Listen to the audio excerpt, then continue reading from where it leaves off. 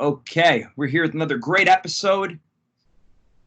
Another great episode of Meeting of the Minds with the great Dr. E. Michael Jones, author, theologian, doctor, professor, scholar, you name it, he's got it. Dr. Jones, thank you for joining us. You're welcome. Good to be here. So I've seen a lot of your information, different places. I have your book, Libido Dominandi. I have, I'm getting ready to get the Jewish Revolutionary Spirit and Logos Rising. Very interesting stuff. Just a few questions for you I had. Sure. Taking it from the Logos, how would you best describe Logos to people? Logos is rationality, word, speech, the order of the universe, all of these things rolled up in one. Every word that we have in English that ends with the word ology is based on logos. So biology would be the science or the logos of life. Geology, the logos of stones or of the earth. All the way along. That's why it's such an important word.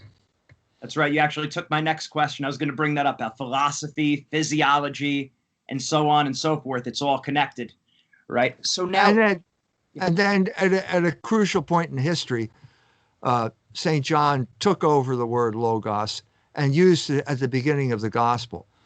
So the beginning of the gospel of St. John is in arche en ha logos, kai logos en prostheon, kai logos en theos. And that means that take the last, in the beginning there was logos. There's never been a time when there wasn't logos.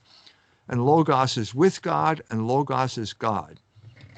And so after contemplating those three sentences for about 3 centuries, the church came up with the notion of the Trinity, but also codified the extension of the Greek term from physics into theology. That was a big transition. And it was so important in terms of human history that for the next 1,000 years, pretty much everyone just did theology. This is what I discuss in the book. All right, excellent. Excellent. Are there any big misunderstandings people get when they start applying the word logos to what they think it might mean, but that's not actually what it means? Do you ever see that? Well, I'm engaged periodically now with the Orthodox, who have a different understanding of the Trinity, and that tradition developed differently in the East than it did in the West. And I do not cover that in the book, but I mean, if you're talking about Palamos, you're talking about the Neoplatonic tradition, and I simply don't cover it in the book. So they have a different understanding of logos. There are also, I'm dealing with Protestants as well, who have an idea of sola scriptura, right, which they got from Luther. And these people want to limit the word logos, and they don't like the fact that it existed long before St. John used it. They want to basically exclude the entire tradition of Greek philosophy from their understanding of the word logos. So I'm trying to expand the meaning here. I'm trying to make it an all-inclusive term, not that it means anything we want it to mean, but that will include all of those meanings, because we need that kind of richness in order to deal with the world that we live in. Because if we don't, we end up with a substitute for logos, and the main substitute for logos in human history has been called science. And science has become absolutely tyrannical, largely because of the lack of influence that the church has. So now we're treated to the coronavirus pandemic, and if some guy walks on and says, I'm a scientist, that's the end of the discussion. Now we have to say, oh, you're a scientist, you have possession of ultimate reality, everything you say is true, and I can't say a damn thing in response. So we're noticing now that somebody like Donald Trump is in the middle in this discussion. He was elected by the people. He is certainly not a scientist, but he has to make up his mind when he hears competing claims from competing scientists. Well, how do you do that? if science is the last word in every discussion, what happens when you have two scientists who contradict each other, which is exactly what we have now. We have a guy named Witkowski, Knut Witkowski, who's in Manhattan now, German guy, who says it's the same. It's going to be the same as other epidemics. It'll rise and it'll fall, take care of itself.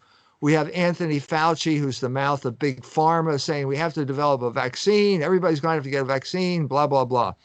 I'm saying we all know now that you need what I'm calling logos, or reason, to adjudicate these competing claims. There's no way around it. You're never going to get a situation where every single scientist in the world is going to agree on something. And that means you have to have something that will evaluate science, and that's what logos is. And that would be mainly theology, that you would always look at science through the Catholic lens. No, it's not theology. No. It's reason. I mean, we're talking about something that has, first of all, there are virtually no theological implications here for the coronavirus. The fact is that the churches have been shut down. Okay, that leads to a state-church conflict, but there are no theological conflicts here. We have to look at the arguments that the people are making, and we have to make judgments according to reason. There's no science. It's not anything particular. We know that this guy, we intuitively know this guy makes sense. This guy doesn't. This guy seems to have a hidden agenda. This guy doesn't. And how do we know that? Because of logos. That's what it is. We have reason. And I'm saying that, again, I got in trouble for saying this before, but I'm saying representative government is based on logos. So everybody gets upset. What do you mean by that? Blah, blah, blah. Well, John Adams said we have no constitution that functions in the absence of a moral people. Morality is logos. Morality is practical reason. You have to have a moral people because they're the only people who can make sound judgments. So to give a current example, the Attorney General of the state of Michigan is a lesbian. That means she is not in the business of making sound judgments. If she made a sound judgment, she wouldn't be a lesbian. If she understood the reality, if she understood the logos of human sexuality, she would understand that the purpose is procreation. Well, lesbians do not engage in procreative activity, so therefore they are engaging in irrational behavior. She has made a life out of, she has made irrationality the basis of her life. So don't expect her to make prudent decisions when it comes to implementing this lockdown on the coronavirus. Michigan is one of the worst states in the country because they ban, they got into the business of trying to define what is essential and what is not essential and made a mess of it. But then could we say that about people just in general, because we all in a certain way live a hypocritical life, or we're not in accordance with the morals and values as we know they should be? Or is it that deeper because that's more of a lifestyle decision, like she's basing her lifestyle on that? Yes, there's a difference here, okay? I mean, we all sin and we all fall, and then the smarter of us realize we've done something wrong and we say, I'm sorry, and then we try not to do that again. Now, there are people, or the church institutionalizes in confession. You go to confession, you confess your sins, okay? But there are people who either through lack of perseverance or bad will capitulate to their vices. And right. You know they've capitulated to their vices when they start talking about them as if they're virtues. And one of the main groups doing this is the homosexual in our day.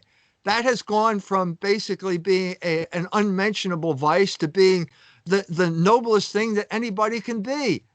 Homosexuals are now the ideal citizen of the United States of America because they engage in transient sterile relationships, which the oligarchs love. The oligarchs love that kind of stuff because these people are easy to manage. And that's the gist of my book, Libido Dominandi, Sexual Liberation and Political Control. So if you vote for if you put someone like that in office, don't be surprised that you're subjected to irrationality, because the basis of this woman's identity is irrationality. Yes, that makes sense. I was about St. Pius X, his document Pascendi on modernism, and basically how it's the mind unhooking from reality. So basically a detachment from logos, right? And embracing agnosticism, immanentism, all the other isms, right? What would be some small steps that people can take to return to logos, to reason, to order? I mean, obviously we do want people to be Catholic, right? But like you said, there is also a natural element of this, in terms of embracing reason. Are there any steps you've seen that are more successful than others in helping people that are on the far left? Yes. Small steps, yeah. First of all, you have to be honest about your situation. And so I think this happened in the fall. There were a group of young men who woke up to the fact that they were addicted to pornography. They were powerless. This is similar to the 12-step program, because the first step of this 12-step program is to admit you were powerless over alcohol. So you wake up and you realize, I'm powerless. I'm addicted. I had this vice controls my life. Well, that's the first step when you recognize that. And then the second step is, well, what am I going to do about it? And at that point, I mean, some people have told me that they just read Libido Dominandi and it cured them, because they suddenly understood what was really going on. I mean, this consciousness is the prelude to any effective action. You have to understand the situation before you can act. Prudence is nothing more than knowing the truth and then acting on it. So you have to know reality. You have to get in contact with reality. And then you have to recognize your own powerlessness that got you into this mess. And then you have to say, well, how am I going to get out of it? Maybe just recognizing that I'm addicted doesn't help. And this is why Jesus Christ founded the Catholic Church, because it's a source of grace, and grace means supernatural help. In other words, let's face it, the human race is stuck in sin. It's been stuck in sin ever since Adam ate the apple. And part of that consciousness is, I can't solve this problem. And not only I can't solve it, my entire culture can't solve it. This is the essence of Greek tragedy. If you listen to those plays, or watch those plays, the story is pretty much always the same. You're damned if you do, and you're damned if you don't. You're always going to be stuck in the consequences of your sin. Well, Jesus Christ is called the Redeemer because he can allow you to break out of that cycle. So the practical thing that I've told people, if they ask me a practical question, I'll give them a practical answer. Yeah. Are you baptized? If not, get baptized. If you are, go back to the church, because that's the institution that the Logos incarnate created so that your life can be congruent with Logos.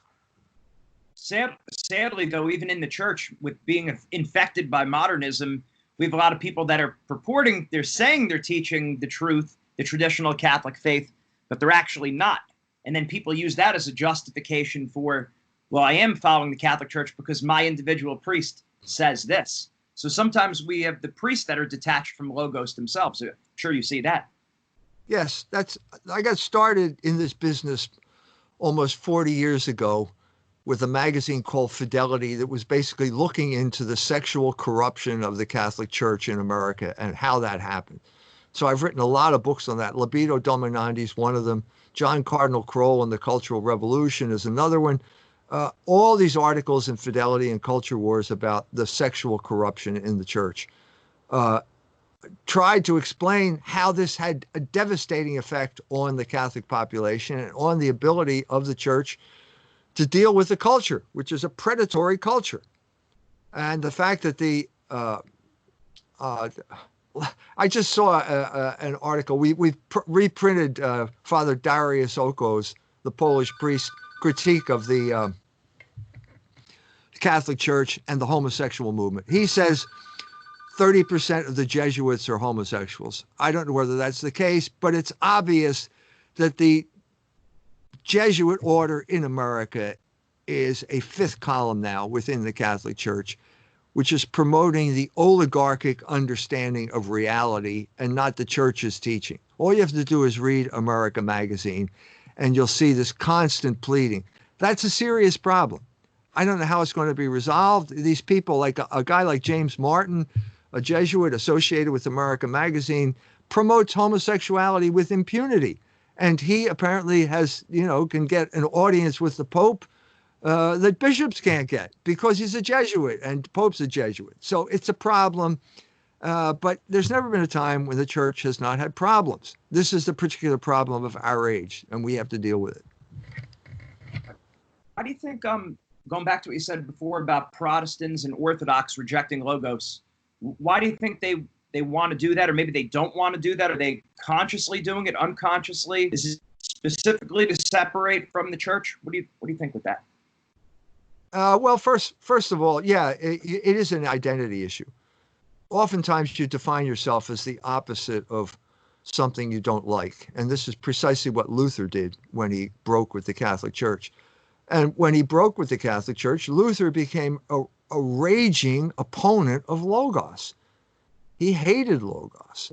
Wasn't his thesis or dissertation against Thomism or the scholastics? He was trained in the nominalist school, okay. Which was founded by William of Occam, right. An Englishman. I was actually in Munich. He ended up in Germany, in Munich, actually, and he died there during the plague in the middle of the 14th century. And actually, I had dinner at the restaurant that is now built out of the building, the Franciscan monastery where he died. Probably not very appetizing thought to think that he died of the Black Death there where you're eating dinner, but that was the case. So Occam ended up in Germany, and he had a huge influence on Germany. And Luther was part of that influence. And what you saw during this period of time, I told you before that for 1,000 years, everybody just talked about theology. And there was bound to be a reaction, and the reaction was science, largely because of the Reformation and largely because of Luther. In other words, Luther had a super kind of piety that was based on a hatred of reason. This is not Catholic. Obviously, he wasn't Catholic. It was based on his own personal life, which was basically caused by the fact that he was a man who could not control his passions. He was he was angry. He couldn't control his anger.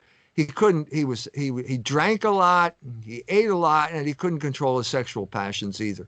So he ended up eventually running off and marrying. Actually, he didn't run off, but the nun, an ex-nun who got broken out of a convent by Luther's boys, who would then offer the good-looking nuns to local priests and bishops if they would become part of the Lutheran party.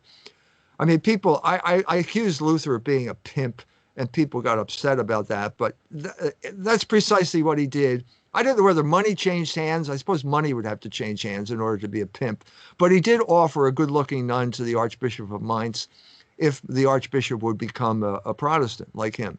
So this was had a devastating effect on the Catholic unity of faith and reason, which Aquinas had established 100 years before Occam, and then was simply forgotten. Aquinas was a forgotten guy, and it was that simple. And Luther was influenced by William of Occam. He was influenced by nominalism, and what came about after Luther with the religious wars was a kind of pious but personal devotion called the Devotio Moderna, which had elements of irrationality. Faith became something that was irrational rather than supra-rational.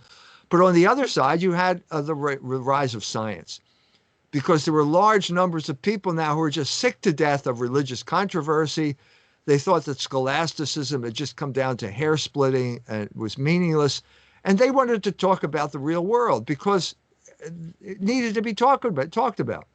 So you're talking about people like Copernicus and Galileo, all the way up to Isaac Newton, called the scientific revolution. It was anti-church, it was anti-religious, even though these people were all, except for Newton, practicing Catholics. And it had a devastating effect on the development of Logos, because what happened here at this point was religion was something that made you feel good, but it wasn't real. And science was real, but it just gave you a very bleak picture of the world, like all these balls, dust, cosmic motions, and nothing human about it. Yeah. Would it be accurate to say that the Thomism and the scholastics would be like congruent with logos, and then a detachment, like too much of a deviation from Thomism and the scholastics would unhook you from the logos? Well, I mean, it got anybody can abuse what is a good institution, and I think that there were abuses late scholasticism. I mean, Occam himself was a late scholastic. You could say he was a late scholastic, and he was certainly an abuse. Nominalism was an abuse of this, and as a result, people got tired of it, and so it went into eclipse. There was a revival of Thomism during the Reformation under Suarez, and then it collapsed again. And by the time of the French Revolution, the high noon of the Enlightenment, nobody knew about it again. And then it came back again. And I discussed this in the book with when the magazine Civiltà Cattolica was created in the aftermath of the Revolution of 1848. A whole group of Thomists gathered together, and one of them was the man who had become Pope Leo XIII, and he was the man who brought it back with a vengeance with his encyclical Aeterni Patris. And that made Thomism the official philosophy of the Catholic Church. Huge comeback in terms of the Catholic Church. Right at the time of modernism, it was there, in many ways, it was there to deal with modernism. That would be a good way. That would be one of the ways to get back to logos, kind of reading the scholastics and Thomas. Right. But again, nothing stays constant. And so there was a reaction against Thomism as well. I discussed this in my book.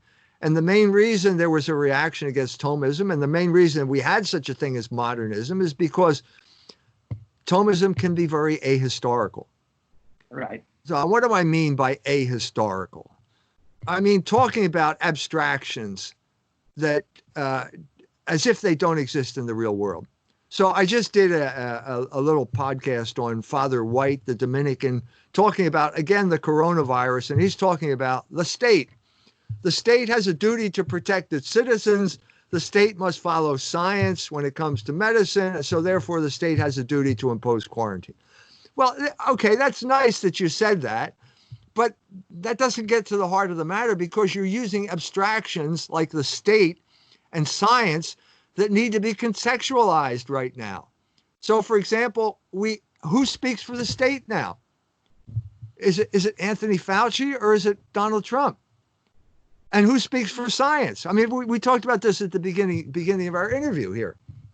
In other words, it's all of the worst aspects of this ahistorical Thomism that I talked about in this article that this Dominican wrote. I mean, the Dominicans, they're Aquinas's order, but he's talking as if there were no problems with that. I'm not denying anything that Pope Leo XIII said in Aeterni Patris. I'm saying this had to develop, and the fact that it didn't develop led to the collapse of Thomism at Vatican II.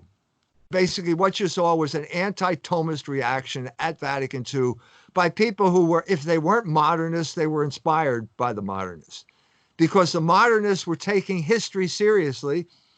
And as Christians, guess what? We have to take history seriously, because Jesus Christ was born into history. The incarnation is a historical fact. And so therefore, the man who did take it seriously was St. Augustine. The first, Dawson says he's the first man who understood time. And that's part of what we're talking about. So there's always been this, not as if the church never took history seriously. We need to bring to some type of meeting of the minds here between the Aristotelian certainty that you get with metaphysics and the historical reality that Christianity brought into the world with the incarnation. We got to bring them together. That's great, and that makes a lot of sense. And now, at the Second Vatican Council, a lot of people called themselves like transcendental Thomists, almost like Thomas in dialogue with Hume or with Kant and with their But didn't it make things more muddy than helpful? Well, there are people who say that. Lonergan's Thomism was transcendental Thomism. It was an attempt to resolve the issue with Kant. I don't think it was successful. There ended up being 3 Thomisms by the 1950s, and they were fighting with each other, and the result was they were defeated in battle. The defeat took place at the University of Notre Dame, which is not surprising. But I described this in the book. It wasn't an intellectual defeat. It was basically a group of people using science as a club to beat anybody that disagreed with them into submission. The man who did this, responsible for this wicked act, was an Irish priest by the name of Aeterni McMullen. He's dead now. I knew him. I met him when I arrived here as a professor at St. Mary's. He was a man who was good at shutting you up in arguments by giving you the impression that he was in contact with ultimate reality. And why did he feel he was in contact with ultimate reality? Well, because he had studied with Erwin Schrödinger. Nuclear physics with Erwin Schrödinger in Dublin in the 50s. Well, now we're back at that same old story. Oh, you're a scientist. I guess I just better shut up and then do what you tell me. McMullen had a sophisticated version of that trick dog and pony show, and he imposed it on Notre Dame by becoming chairman of the the philosophy department and wrecking Thomism there. All right, and okay. And now what I was thinking also is, now what happens when we reject the Logos? And maybe this leads right into the Jewish Revolutionary Spirit. What happens then when the mind unhooks from the Logos? Yeah, you're absolutely right. That is the reason I wrote the Logos book, is because I had written the Jewish Revolutionary Spirit before it. And the reason I needed Logos to make sense of what a Jew was. I could not have written the Jewish Revolutionary Spirit without the word Logos. Could not have done it, because otherwise I could not define the Jew. You cannot ask a Jew what a Jew is, because he'll always tell you something that will confuse you. Yeah. So if he will use, it's a racial term, is it a religious term? Well, it depends on what position he can use to his advantage. It's like the shell game. Whenever you point to one shell, it always turns up it's under the other shell. So the beginning of the Jewish Revolutionary Spirit goes to the time when Jesus Christ arrives on this earth, and the Jews, they have to decide whether to accept him on his own terms or as the Messiah or not. And so the Jews who accepted him are known as the Catholic Church. The Jews who rejected him are known as Jews to this day. And that term becomes pejorative in the Gospel of St. John. If you read it, Jew is a pejorative term. It's mentioned 71 times. 70 times is pejorative. Right. So the Jews, by rejecting Jesus Christ, they rejected the Logos incarnate. And when you reject the Logos, you reject the order of the universe. And when you reject the order of the universe, you become a revolutionary. And that's what Jews have been ever since, from the time of Simon Bar Kokhba and Masada all the way up to the present. The book ends with the neoconservative takeover of America's foreign policy and the war in Iraq. So there's a constant theme, and I think I've discovered something that is an actual category of reality. This just isn't part of my mind here. I mean, certainly Logos is certainly not a part of my mind. It's a category of reality. But the Jewish Revolutionary Spirit is as well. And I've just been doing research into the whole question of the Armenian genocide because I'm scheduled to go to Armenia, and I'm writing a piece on that right now. But the current state of this is basically of that question is Armenians pointing their fingers at the Turks, and the Turks pointing their fingers at the Armenians, and we have a kind of standoff at this point, with the Armenians with having the edge, winning at this point. What both of these groups have in common, the real story of what happened in Armenia, is the Jewish Revolutionary Spirit. because all of the Armenians as well, all the groups involved here, the Committee for Unity and Progress, the Young Turks, the Armenians, and the Russians as well, all had become revolutionaries.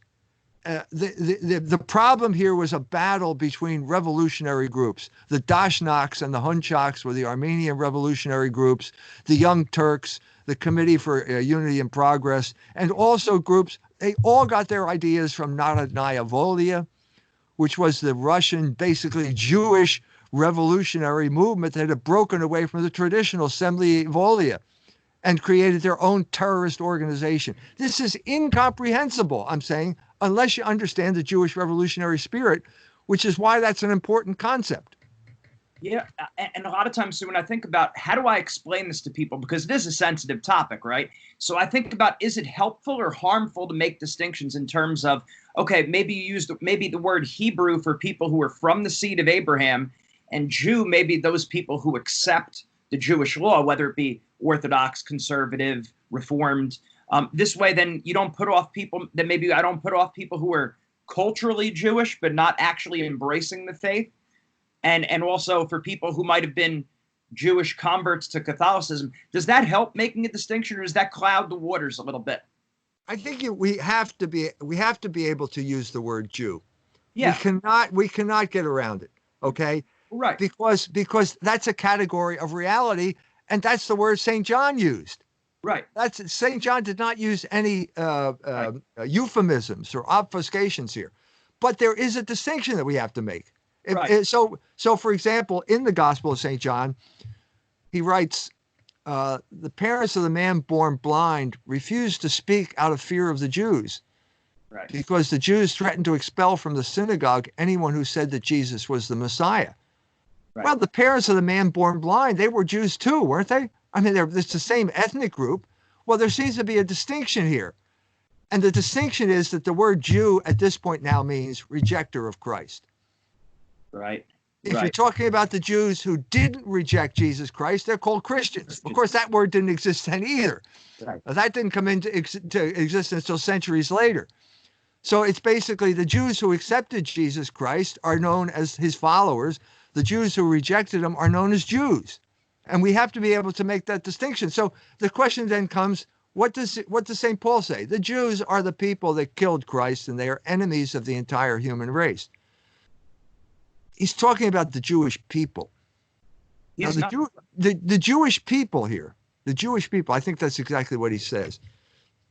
He's not so right. St. Paul is not speaking about Jews who converted to Christianity, right? Who's followed Christ. Nor is he referring to maybe born Jews who then maybe left Judaism and embraced paganism. He's speaking about the people who maintained Judaism, the law, who've rejected Christ, right? He's talking about the Jewish people. What do we mean by the Jewish people? Yeah. That's a political entity. It's an organization. It's an organized group of people. At that point, at the time of Christ, the leaders of the Jewish people belonged to a group called the Sanhedrin. They were the leaders. And there are some people who want to say, well, it was only the leaders who killed Christ. That's not what the gospel says. And the other point here is you can only be a leader if you have followers. So if you put the leaders and the followers together, you come up with the Jewish people. And the Jewish people with one voice said, crucify him. Right. And they also said, his blood be on us and our children. Now, does that mean every Jew in Jerusalem said, crucify him? No. The Blessed Mother belonged to that group, at least in terms of biological inheritance, and she did not yell, crucify him. So the Jewish people is a political entity that is mobilized by certain people for certain political purposes. And they are the people who are responsible for the death of Christ. And their legacy continues to this day. It's not as if there's no Jewish people anymore. As I said before, every year the German government writes a check of reparations payments. And I guarantee you that check gets cashed. And the person who's cashing it, the group is cashing it, is the Jewish people. Does that mean every Jew gets a cut? No, of course not. This is the whole point of Norman Finkelstein's book, The Holocaust Industry. This is the big Jews divvying up the money among themselves, and the Jews, like Finkelstein's parents, who were actually in concentration camps, don't get anything. Yeah. And now I guess it becomes difficult because now you have a lot of maybe leaders or people in positions of power. They're atheists, but they still consider themselves to be Jewish, right? Right. You don't have to be religious in order to be Jewish. You know, they used to say you don't have to be Jewish to like Levy's rye bread. Well, you don't have to be religious because if you follow my definition, what is the definition of a Jew? He's a rejecter of Logos. Rejection of Logos takes many forms. You can have the Orthodox rejection of Logos in the Talmud by following the Talmud, which is full of blasphemies and attacks on Christ and was basically written after, hundreds of years after the gospel, to keep Jews from converting. Or you can have atheist Jews who don't believe in God, like Sigmund Freud, right? Or people like that. In other words, what is the common denominator between, Sigmund Freud and the beard in Brooklyn? Well, it's rejection of Logos. They do it in different ways, but that's what unites them as Jews. And they also share that kind of like cultural lineage, because you could have a Muslim now or a Hindu or a Muslim, they reject the Logos too, but they're not culturally Jewish, right? First of all, the Hindus do not reject the Logos. They don't know who he is. Saint Francis Xavier showed up in Goa and tried to convert the Indians and threw up his hands and left, thinking it was a hopeless task. The Muslims, I would not say they reject Logos. I would say they don't understand. They don't understand the Logos because of the circumstances of the creation of Islam. Islam was created by a tribe in the center of Arabia who had no written language, could not read the Bible, because it was only in what's the prayer? What's the language I'm thinking? Syriac. The Bible had been translated into Syriac, which was spoken on the coastline, the Hejaz, but it hadn't penetrated to the interior. And so when Islam spread, for example, when it spread to Persia, the Persians were familiar with Christianity, but only Nestorianism. So they didn't understand the Trinity. So all of these factors taken together create a situation in which it's not so much rejection as lack of understanding that characterizes this group of people, not the rejection of the Jews. None of those people were there at the time of the crucifixion doing things like yelling out, "Crucify him." Right. I guess I only think, well, then what about like modern Jews? They weren't there during the crucifixion either, so they don't really understand it themselves, maybe, or no? Some of them don't. Some of them do. You go to Sarah Silverman. She's supposed to be a comedian, and she said, of course the Jews killed Christ. I'd do it in a minute. I'd do it all over again. Well, that's an extreme form or an explicit form of the rejection that Jews accept implicitly by the fact that they are Jews. Okay. And then the other thing I always think about, and I wrote you this question before about the Jewish connection to Protestantism. Then I also thought about to Arianism. I'm thinking, is there some Jewish element behind a lot of the major heresies? Church? Yes. Yeah, Rabbi Louis Israel Neumann wrote a book on that. He said that the Jews were behind every single, I think he called them progressive movement in European history. What he meant by progressive movement was heresy, what the church would call heresy. So there's a long chapter in the Jewish Revolutionary Spirit on the Hussite Rebellion. The Hussite Rebellion was like a dress rehearsal for the Reformation. Thomas Müntzer went there to pick up tactics and so on and so forth. It happened 100 years before the Reformation, and it happened in Prague. And Prague was always a Jewish city, and the Jews were heavily involved in promoting this rebellion because they promoted every rebellion against the Catholic Church. If it happened, they would invariably come to its support. This happened in the French Revolution. It was suppressed, but I mean, there was the Simonini letter Barrowell suppressed it, but it was involved there as well. Okay, so it's almost like any time there was a rebellion against the church, whatever it might, like an enemy of an enemy is my friend, so they support one another. Say like that again. Was it, Say that again. You cut out in the middle of your sentence. So it seems like whenever there's a progressive idea, a rebellion, it might be that the Jewish people might also come to their aid because an enemy of an enemy is my friend. Yeah, that's pretty much what Rabbi Louis Israel Neumann said. That's pretty much what he said. Okay, so during like the Protestant Revolution, it would be that then the Protestants would help the Jews and the Jews would help the Protestants. Were they working together, or was it more still operating separately in that regard? If you're talking about Luther, Luther got no help from the Jews, none whatsoever. He didn't like Jews.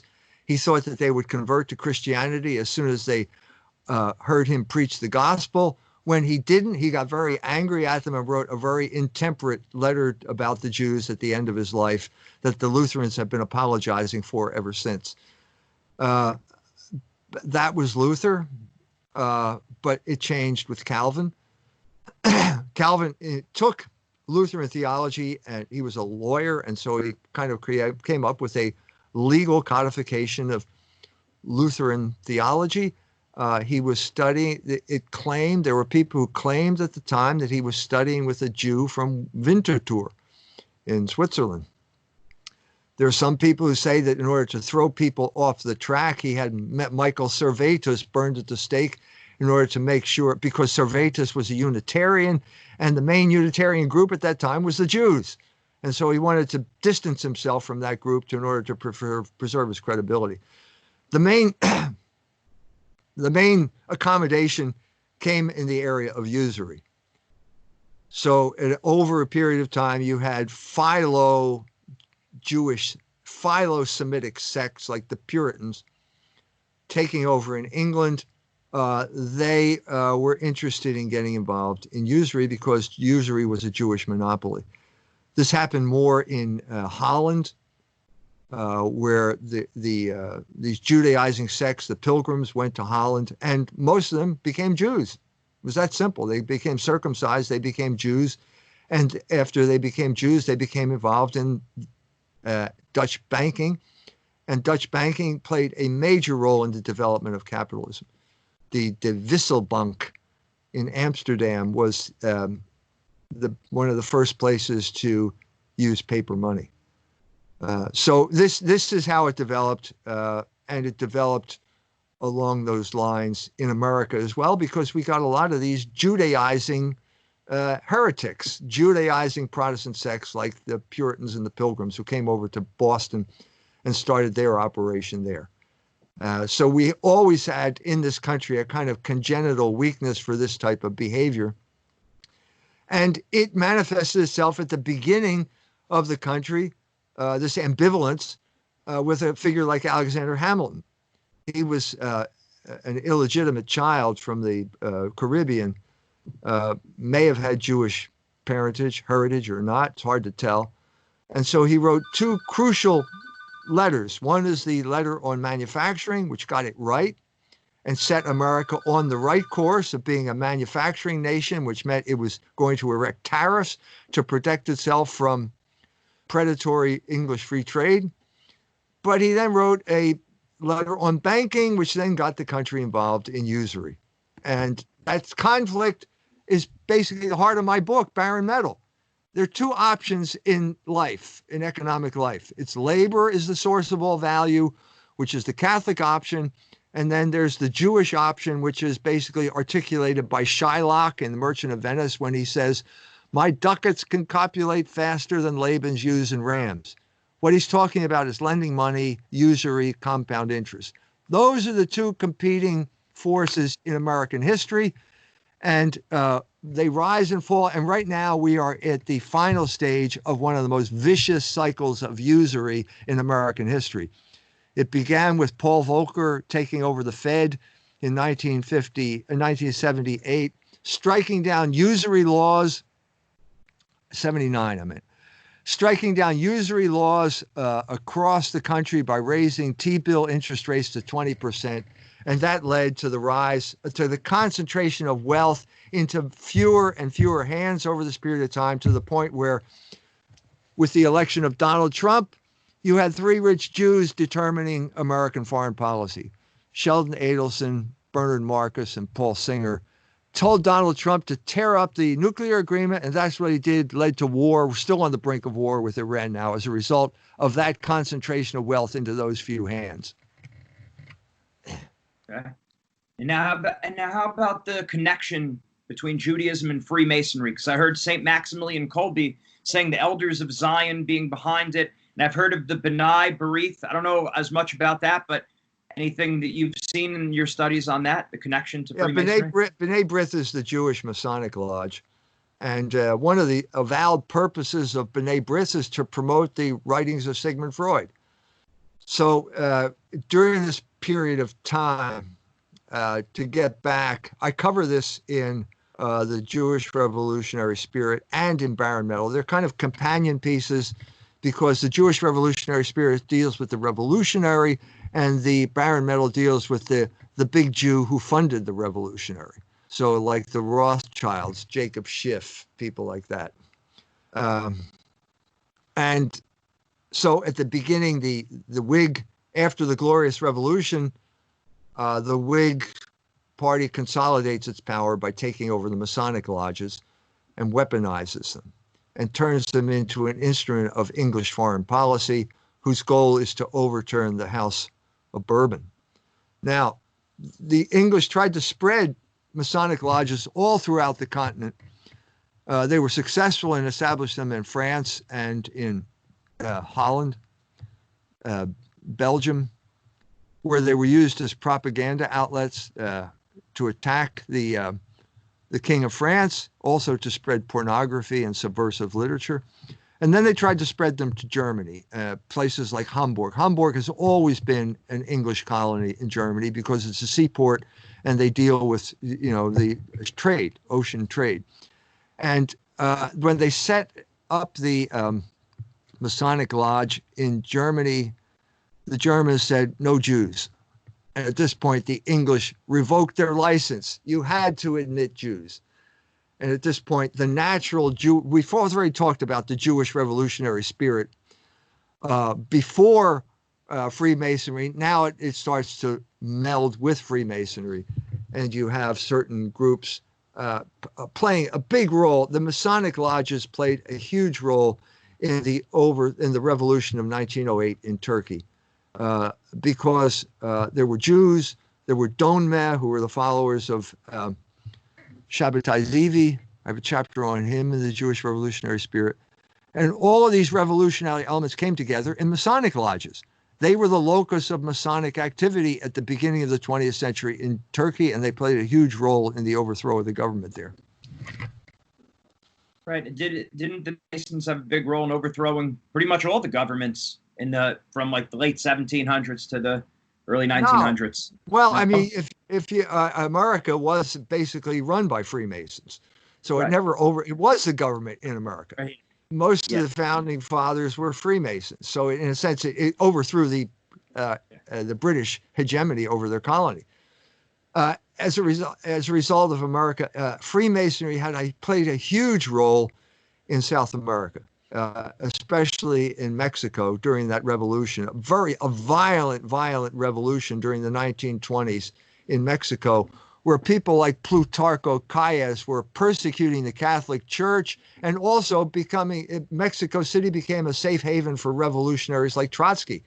Leon Trotsky ended up in Mexico. So it was perfectly congruent with communism, Marxism, revolution, all of those things, the Jewish Revolutionary Spirit, down there in a way that was not the case in North America. It was not that case in North America because the Masons were in many ways the ruling class in North America. Okay. Yeah. Now, so I run different groups, the Militia Immaculata in New Jersey. I also have a group in the Archdiocese of New York. Groups of relatively young people. We talk about a lot of things, and I try to give them as much of the truth as I possibly can and sharing information. And a lot of this being, you know, difficult, more controversial things they're not exposed to. What would you recommend is the best way to introduce them to some of these things, like step by step, so it's not just like a door in the face? The Jewish Revolutionary Spirit. You should read the Jewish Revolutionary Spirit. It will change their minds. Read Baron Metal. These will give these people, read Logos Rising. So what is it? Jewish Revolutionary Spirit is history. That is the history of the world, basically, as the conflict between Logos and anti-Logos. From that perspective, Baron Metal is a history of economics. Libido Dominandi is the history of modern psychology. Logos Rising is a history of philosophy. You can't get this education anymore at universities, not Catholic universities, at no university. Universities are a disaster. Yeah. You can only get it from books like this. And so what you should do is organize reading groups and say, okay, this week, we're going to read this chapter from the Jewish Revolutionary Spirit. Read the beginning, and you will establish the principle. This is not anti-Semitism. This is something Jews don't want you to know. This is something Jews don't want you to talk about. And when they have something they don't want you to talk about and you talk about it, they call you an anti-Semite.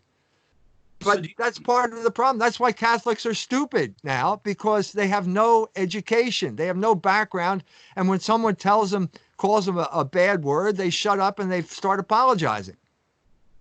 Right. Do you think it's important that we address that right away and we make a distinction what anti-Semitism really is versus what it's not? Like, to speak about history and to speak about a group, the Jews, they are a group of people, just like any other group that have done things wrong, right? Any group has done things wrong. So just because we're talking about history doesn't make you anti-Semitic right off the bat. No, and it's important. The whole battle last year, the year 2019, was the battle over the internet. And the battle over the internet revolved around hate speech. Hate speech is a concept that was created by the ADL, the Anti-Defamation League, which has its headquarters in Manhattan. Okay? It's a Jewish fiction that was created to shut you up whenever you criticize a Jew. I mean, it's a money laundering operation. It took money from criminals and used it to exonerate them. Jeffrey Epstein, classic example. He got the sweetheart deal from a Jewish lawyer in Florida, who was then given an award by the ADL for giving Jeffrey Epstein a sweetheart deal. Catholics have got to stop being stupid. I mean, stupidity is not a Catholic virtue. I guarantee you but we have Catholics who make themselves stupid because they refuse to educate themselves. And they think, well, I got a bachelor's degree from God knows where. Well, who cares? University degrees are worthless. The education you get there is, in this respect, in the respect that I'm talking about, like real history, real philosophy, real psychology, it's worthless. You can't get an education there. Real history, can't get it. Yep, that makes a lot of sense to me.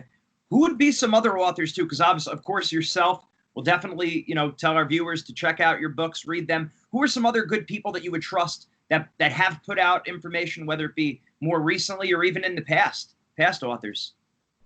Christopher Dawson was in many ways my model for the Logos book, a man who wrote meta-histories, big picture histories.